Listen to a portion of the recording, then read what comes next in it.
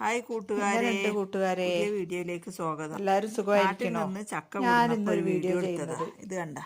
നാട്ടിൽ നിന്ന് ചക്ക കൊണ്ടുവന്നായിരുന്നു.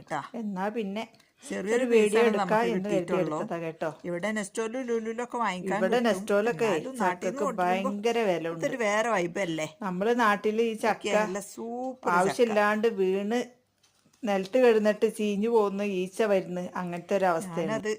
ചക്കയുടെ വില നമ്മൾ അറിഞ്ഞപ്പോ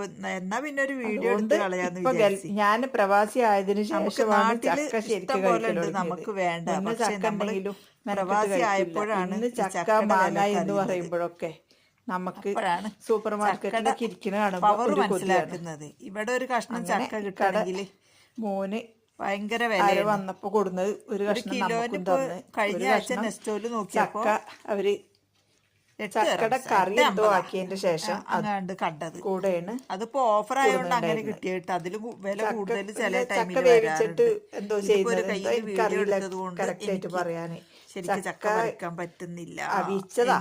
നമ്മളവിടെ ചക്ക കൂട്ടാൻ എന്ന് പറയുന്നുണ്ട്. എന്തായാലും ആ സാധനം ഇതുകൂടെ കൊണ്ടുവന്നത്.